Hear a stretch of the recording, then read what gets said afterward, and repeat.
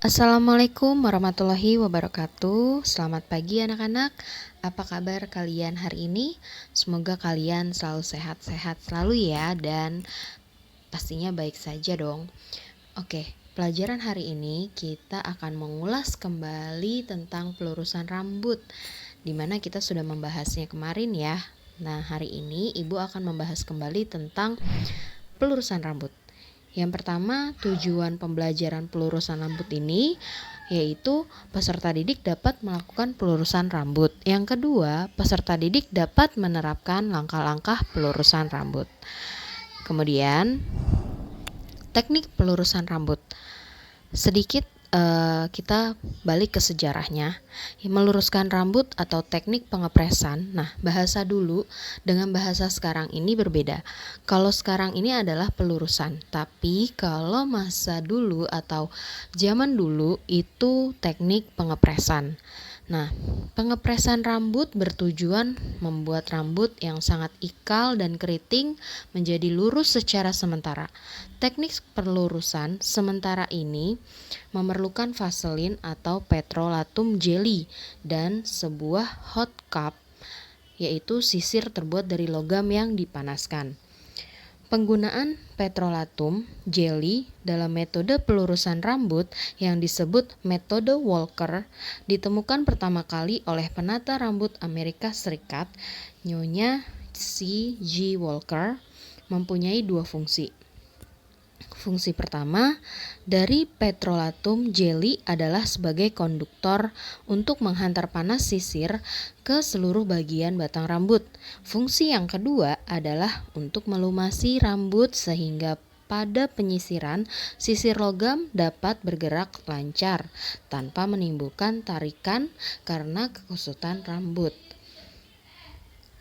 Kemudian, resep obat pengepresan rambut yang paling umum menurut metode Walker ada beberapa resep, antara lain yang resep pertama yaitu malam lebah, kemudian ada seresin, kemudian ada vaselin atau petrolatum, kemudian ada minyak pelikan, kemudian ada parfum dan pewarna.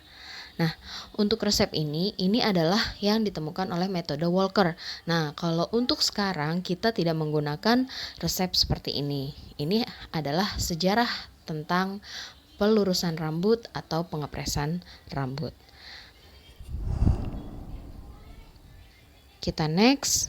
Untuk meluruskan rambut dengan hasil yang lebih permanen, diperlukan penggunaan beberapa macam obat pelurus dalam bentuk pasta atau krim yang mengandung berbagai macam zat kimia.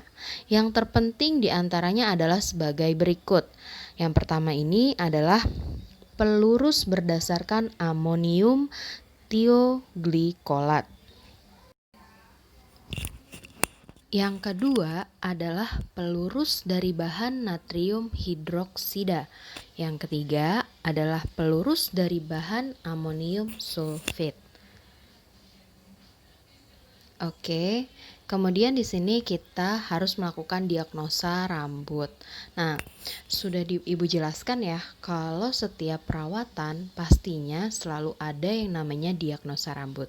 Nah, untuk pelurusan sendiri agak berbeda saat kalian melakukan diagnosa rambut. Yang pertama adalah jenis kulit kepala.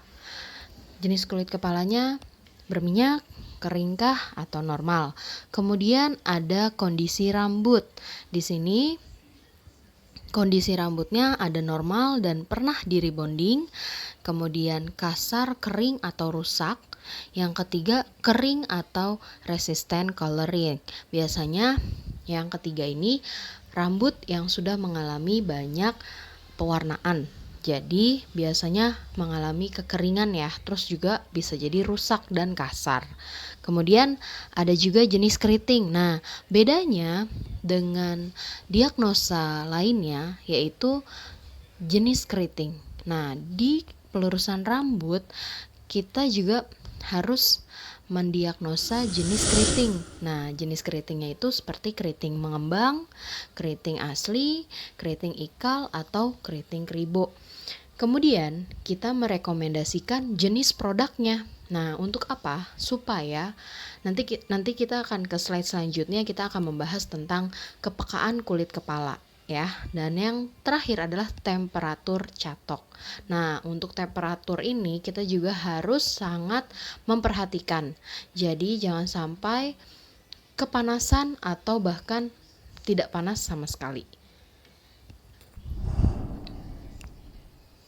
Kemudian di sini ada kepekaan kulit. Nah, yang tadi Ibu bilang, untuk melakukan kepekaan kulit beda halnya dengan pewarnaan rambut. Kalau untuk pewarnaan rambut biasanya kita melakukannya di belakang kulit kepala, di belakang kuping ya. Tapi kalau untuk pelurusan rambut, kita lakukan yang disebut biasanya namanya elastisitas test. Nah, tes yang umumnya dilakukan untuk mengetahui kondisi rambut dan kekuatannya, terutama pada korteksnya. Adapun caranya yaitu tarik sehelai rambut yang sehat dalam kondisi basah dapat ditarik sampai sepertiga dari ukuran aslinya. Bila kondisi rambutnya rusak, akan patah bila ditarik. Nah, jadi tesnya tersebut adalah tentang elastisitas tes. Jadi bukan lagi kita mengecek dengan di belakang kuping. Jadi beda ya antara pewarnaan rambut dan pelurusan rambut. Oke, next. Kemudian di sini ada analisa rambut. Nah, untuk analisa rambut sendiri yang dilakukan yakni berdasarkan tipe rambut ya. Tipe rambut, jenis rambut, kemudian besar diameter rambut atau kepadatan helai rambut. Oke. Nah, kita next untuk berdasarkan tipe rambut dulu ya. Oke. Berdasarkan tipe rambut. Untuk yang pertama yaitu tipe mongoloid atau tipe ini adalah tipe ras Asia. Ya, yang pertama. Nah, di mana bentuk rambutnya lurus, warna hitam, dan penampangnya bulat. Kemudian, yang kedua adalah tipe Caucasoid. Tipe ini adalah tipe ras Eropa, di mana bentuk rambutnya cenderung ikal, berombak hingga lurus, kemudian warna rambut pirang hingga ke kuning coklatan, kemudian batang rambut tidak setebal rambut tipe mongoloid, kemudian diameter rambut berbentuk oval dan penampangnya sedang. Yang ketiga adalah tipe Vegroid. Tipe ini adalah tipe ras Afrika, di mana bentuk rambut ikal ketat, warna rambut hitam, pertumbuhan rambut sering tidak beraturan arahnya, bahkan di satu batang rambut yang sama sering terdapat tingkat ketebalan dan porositas yang berbeda dan penampangnya pipih. Jadi itu sesuai dengan tipe rambut ya. Jadi bisa dibedakan antara tipe mongoloid, tipe Caucasoid, dan tipe Vegroid. Oke, bisa kalian pahamin? Maaf. Oke, baik, kita lanjut. Berdasarkan jenis rambut. Nah, kalau berdasarkan jenis rambut, di sini yang dimaksud terbagi menjadi 3 bagian, yaitu keriting kribo, keriting ikal, dan keriting asli. Kemudian berdasarkan besar diameter rambut atau kepadatannya helai rambut.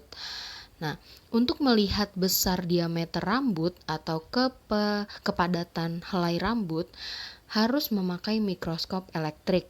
Dalam hal ini, rambut dapat dibedakan menjadi 3 tipe, yaitu tipe halus, tipe normal, dan tipe kasar. Kemudian ada tipe halus di sini.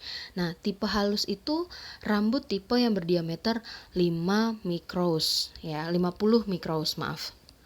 Kemudian tipe normal, rambut tipe ini berdiameter 60 sampai 90 mikrous. Yang ketiga yaitu tipe kasar, yaitu rambut berdiameter lebih dari 100 mikrous. Oke. Kemudian di sini Ibu akan menjelaskan teknik dari pelurusan rambut. Jadi, teknik pelurusan rambut itu tidak hanya satu. Yang biasa kalian sebut smoothing dan rebonding itu sama, tidak. Tapi teknik dari smoothing dan rebonding itu berbeda. Jadi sekarang kita bahas dulu tentang teknik smoothing. Nah, smoothing merupakan suatu teknik meluruskan rambut tanpa memakai alat. Kelebihan dari teknik ini adalah prosesnya yang paling cepat, hemat waktu dan praktis, serta rambut lebih sehat. Namun demikian, kekurangan atau kelemahan dari teknik ini adalah keahlian tangan dan pengalaman sangat diperlukan. Jika kurang teliti, lurusnya rambut kurang merata dan hasilnya masih mengembang. Nah, jadi teknik ini sebenarnya adalah teknik yang mungkin agak mudah ya kalau kalian bayangkan, tapi ketika kalian ingin melakukannya, kalau kesalahan dalam kalian meluruskan rambut dengan tangan ya, karena ini kan menggunakan jari jemari kalian ya. Kalau kalian kurang teliti, nanti hasilnya malah tidak terlihat dan bahkan hasilnya malah mengembang. Jadi itu ya. Jadi sebenarnya teknik smoothing ini adalah teknik pelurusan rambut yang paling sehat karena tidak menggunakan alat listrik. Oke, bisa dipahami? Kita lanjut. Nah, kalau ini adalah langkah-langkahnya ya. Kalau langkah-langkahnya pastinya kalian sudah paham ya. Nah, untuk langkah pertama pastinya adalah persiapan area kerja, kemudian peralatan, lenan, bahan kosmetik yang diperlukan. Jangan lupa kalian harus selalu mensterilkan semua peralatan dan lenan yang akan dipakai. Oke, kemudian tamu atau pelanggan ditempatkan pada tempat yang telah disediakan. Kemudian jangan lupa kalian adakan konsultasi terlebih dahulu tentang keinginan si model dan lanjut dengan analisa kondisi kulit kepala dan rambut. Setelah itu rambutnya kalian cuci. Kemudian kalian melakukan pencucian rambut. Rambut dicuci hingga bersih tanpa conditioner. Ingat, jangan memakai conditioner. Kemudian rambut dikeringkan dengan tingkat kekeringan kurang lebih 70%.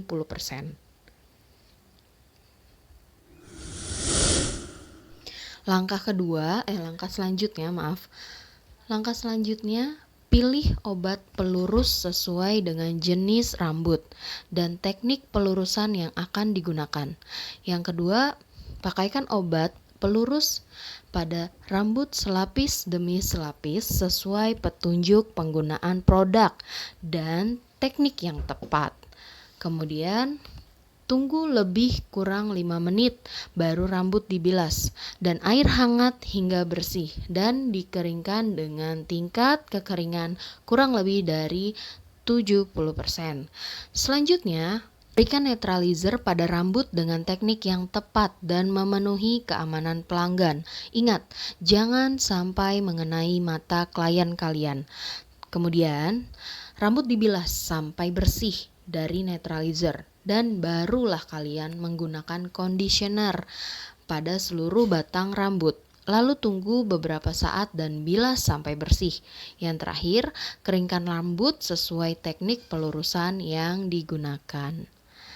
Yang langkah selanjutnya yaitu berikan saran pada model untuk perawatan selanjutnya dan jangan lupa menawarkan produk yang sebaiknya dipakai serta pelayanan yang dapat dilakukan selanjutnya.